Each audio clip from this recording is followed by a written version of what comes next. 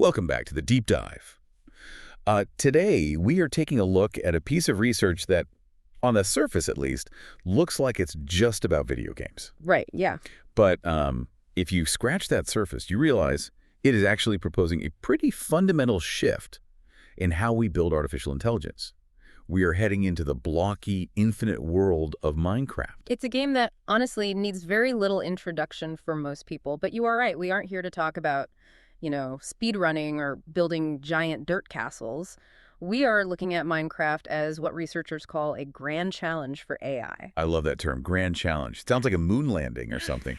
But why Minecraft? I mean, we've seen AI beat grandmasters at chess. We've seen AlphaGo crush the absolute best players in the world. Why is punching trees and crafting pickaxes still considered a benchmark? It really comes down to the nature of the environment itself. Chess and Go have a board, they have very strict turns, and most importantly, they have a crystal clear win state.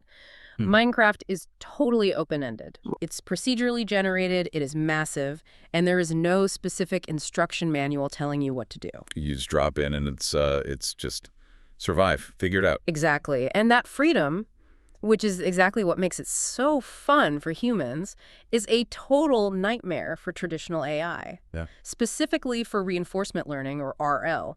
Traditional RL agents really struggle with what we call systematic exploration. Because they just don't know where to go. Because they rely on a reward signal. Think about a game like Pac-Man. You eat a dot, the score goes up, the AI gets a little mathematical cookie, it knows it did a good thing. Right, instant feedback. But in Minecraft, an agent might wander for 10 minutes, punch a tree, walk in a circle, fall in a hole, and get absolutely zero feedback. The rewards are incredibly sparse. So the AI just wanders around having an existential crisis. Pretty much. And even worse, traditional agents suffer from this thing called catastrophic forgetting. Ooh, catastrophic forgetting. That sounds dramatic. What does that actually mean in this context? It's a huge problem in neural networks. When an agent learns a new task, let's say it finally figures out how to chop wood, it adjusts its internal parameters, its weights change. Okay. But when it moves on to the next task, say fighting a spider, those new adjustments often just overwrite the old ones. It literally overwrites its own memories. Oh, wow. Yeah, so it learns to fight, but it completely forgets how to chop wood. So it can't build a repertoire of skills. It's essentially just stuck in this loop of learning and unlearning. Precisely. And that is why most of the Minecraft bots you see out there are either very specific, like they are hard-coded to do exactly one thing, or they just spin in circles looking at the sky. But clearly, we have a solution on the table today. We're looking at a paper introducing an agent called VOYAGER. And this thing approaches the problem from a completely different angle. It really does. VOYAGER is the first LLM-powered, embodied, lifelong learning agent. And the key difference here is how it actually interacts with the world. It doesn't use what we call primitive motor commands. Meaning it's not simulating mouse clicks and key presses. Right. Traditional agents output commands like move mouse XX 5 pixels, press W. VOYAGER doesn't do that. VOYAGER outputs code. Code. Like actual programming code. Yes. It writes executable JavaScript code using an API called MindFlayer. So instead of trying to coordinate digital muscle movements, it simply writes a function, something like bot.pathfinder.goToGoal. That is a massive leap in abstraction. It's treating the world as a software engineering problem rather than a physics simulation. And because it's code, it is readable, it's editable, and most importantly, it's savable. This allows VOYAGER to basically bypass traditional model training entirely. It uses GPT-4 to reason, plan, and code its way through the entire game. Okay, let's unpack this a bit, because saying it writes code makes it sound so easy, but you and I both know LLMs can be, well, let's say, confident but wrong. Oh, very much. They make syntax errors, they hallucinate variables that don't exist. You can't just hand GPT-4 a Minecraft account and say, good luck. No, you absolutely cannot. The researchers knew that, so the paper describes this very elegant architecture to handle it. VOYAGER is essentially made up of 3 distinct components that work together in a constant loop. You have the automatic curriculum, the iterative prompting mechanism, and the skill library. I really want to walk through these because they seem to map pretty well to how a human software team might work in an office. Let's start with the automatic curriculum. I like to think of this one as the project manager. That's a really perfect analogy. In a game with no built-in goals, you need something to generate goals. Otherwise, the agent would just stand there. The automatic curriculum uses GPT-4 to constantly look at the agent's current state. It sees the inventory, the biome it's standing in, its health, the nearby blocks. So it's heavily context-aware. It's not going to suggest, hey, go mine diamond if the agent is standing there naked with a single stick. Exactly. It effectively performs a novelty search in context. It asks itself, given that I have a wooden pickaxe and I see stone right next to me, what is a reasonable next step? And it proposes the task, craft a stone pickaxe. It keeps the goals achievable, but constantly pushes the agent forward. It's climbing the tech tree step by step. Right. It optimizes for discovering as many diverse things as possible. So once the manager sets the goal, say, combat a zombie, it hands that task off to the next component. The coder, which they call the iterative prompting mechanism. Yes. And the word iterative is doing a lot of heavy lifting here. The researchers fully expected that GPT-4 wouldn't write perfect Minecraft code on the first try, so they built a robust feedback loop. How did that look in practice? Step 1, GPT-4 writes the JavaScript for the combat zombie function. Step 2, the system executes that code live in the actual game. Step 3, captures the result. So if the code crashes, the AI actually knows. It knows exactly what happened. If there is a syntax error in the JavaScript, that exact error message is fed directly back into the prompt. GPT-4 reads it, goes, oops, I missed a bracket, and rewrites it. Okay, that's standard debugging. Yeah. But what if the code runs perfectly fine, but just fails to do the job in the game? That is what they call environment feedback. Let's say the agent tries to craft a shield, but it doesn't have any iron in its inventory. The game returns an error saying, item cannot be crafted. Voyager sees that string of text and realizes, I need to go mine iron first. It updates its own plan. It's debugging its own logic in real Yeah. time. That is wild. And to prevent it from hallucinating success, like thinking it killed the zombie when the zombie actually just walked away, there is a third layer to this coding process called the self-verification module. Think of this as the quality assurance tester. The critic. Exactly, the critic. It is a completely separate GPT-4 instance. Its only job is to look at the transition state. The manager said, kill a zombie. The coder says, I did it, here's the code. The critic looks at the inventory and the stats. If there is no rotten flesh in the inventory or if the mob kill count didn't go up, the critic says, test failed, try again. That accountability loop is really clever. It's holding the coding agent's feet to the fire. So assuming the code finally works, the manager is happy, the critic verifies it, what happens to that script? This brings us to the most critical component of the whole paper, the skill library. The memory. The memory. And this is exactly where Voyager solves that catastrophic forgetting problem we talked about earlier. When the agent successfully writes a complex function like combat zombie, it doesn't just throw it away, it saves that script into a database. It's building a spellbook. Basically, yeah. And it uses embeddings from GPT 3.5 to index every single skill it learns. Okay, embeddings is a buzzword we hear constantly. What does that actually mean in the context of this skill library? Think of an embedding as a mathematical fingerprint of what the code does. It turns the text description of the skill into a vector, which is just a long list of numbers. So later on, if the curriculum says, hey, your next goal is to go fight a spider, the agent queries its library. It asks, have I done anything vaguely similar to fighting a spider before? Right. And the vector search runs and says, well, combat zombie is 90% similar to combat spider. The agent pulls out that old code, uses it as a foundational template, tweaks the parameters for a spider's behavior, and boom, it has a brand new skill in a fraction of the time. That is incredible. It's not starting from scratch every time. It's learning by analogy. And it is highly composable. That's the other big technical term the paper really emphasizes. Compositionality. Stacking skills on top of each other. Yes. If you want to make a diamond pickaxe in Minecraft, you need to do a lot of things. You need to mine diamonds, craft sticks, smelt iron, craft the tool itself. Voyager doesn't sit down and write one giant messy script for that whole process. It's simply called its previously saved mine diamond function, then calls craft stick, then make iron ingot. It uses its own previous outputs as tools for future tasks. It is literally building a software library for itself. It's like an operating system that writes its own apps to solve problems. That is a very provocative way to put it, but yes, essentially it is. So we have the manager setting goals, the coder writing and fixing the scripts, and the library saving everything for later.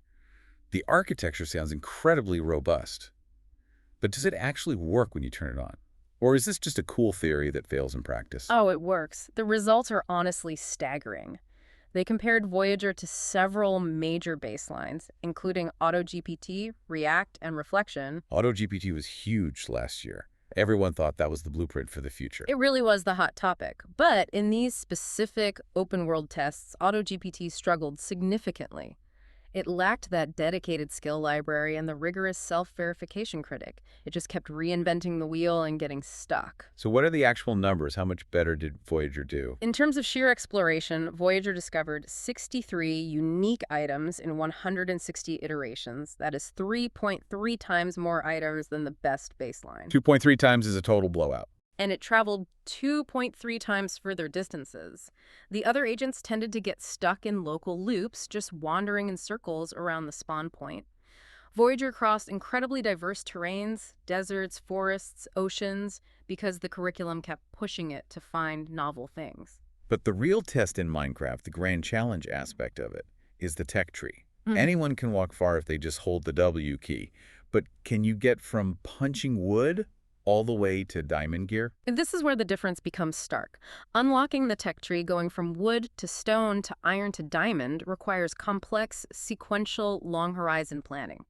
Voyager unlocked the wooden level 15.3 times faster than the prior state-of-the-art. 15 times faster. Wow. But here's the real killer stat. Voyager was the only agent capable of unlocking the diamond tool level. Wait, really? The others couldn't get to diamond at all, not even once. None of them.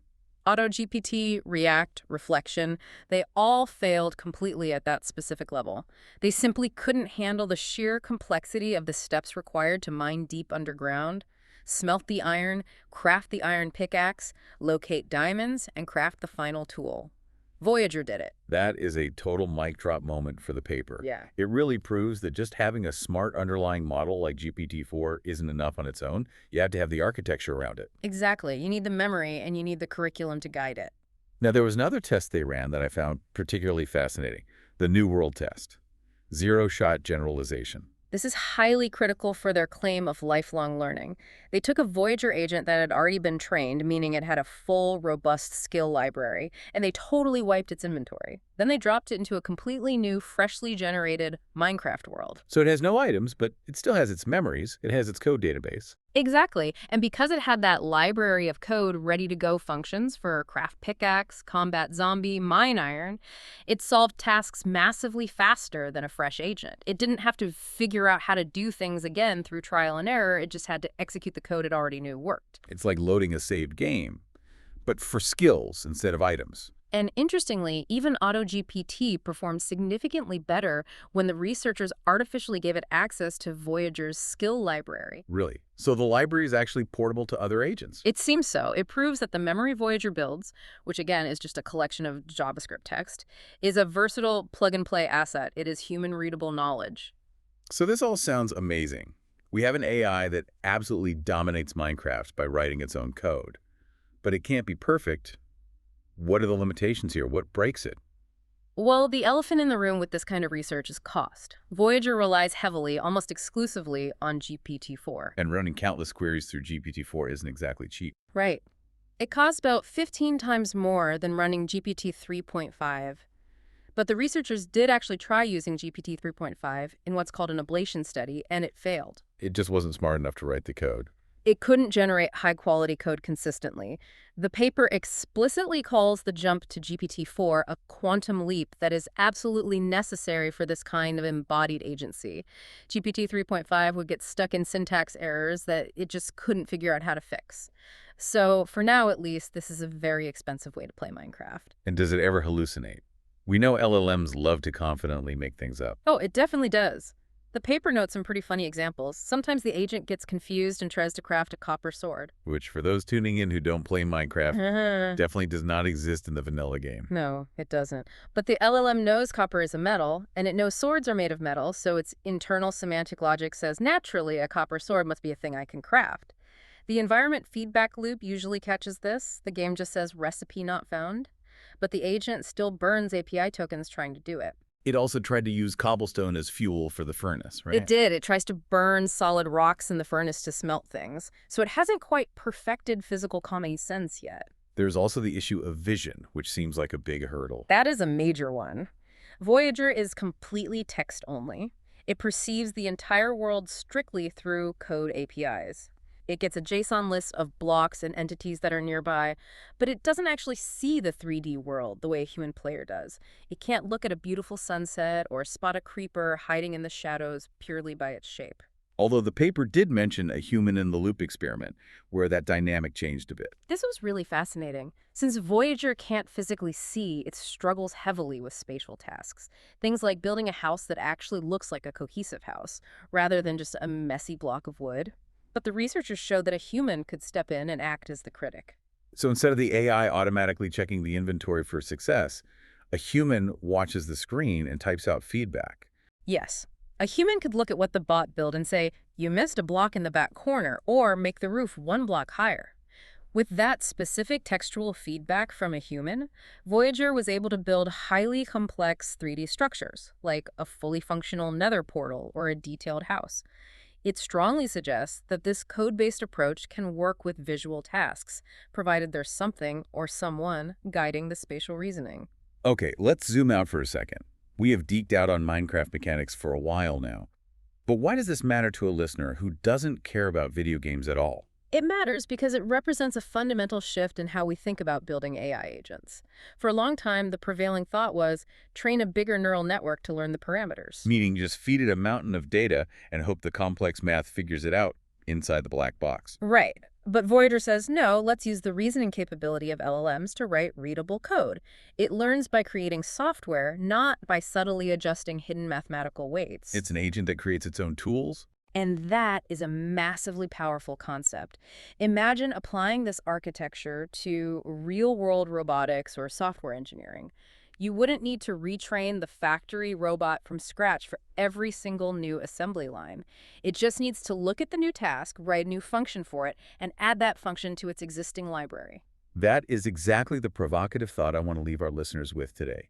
When you look at this research, we are looking at an agent that is essentially writing its own software updates. Completely in real time. It encounters a novel problem, it codes a solution, verifies that the solution works, and saves it as a permanent skill it can draw on forever. If Voyager can do that for Minecraft today, what happens when this iterative prompting and skill library approach is applied to, say, managing a complex cloud server or debugging a massive enterprise codebase? It suggests a future where software isn't static anymore. It evolves. The agent encounters a bug, fixes it, remembers the exact fix, and never makes that mistake again.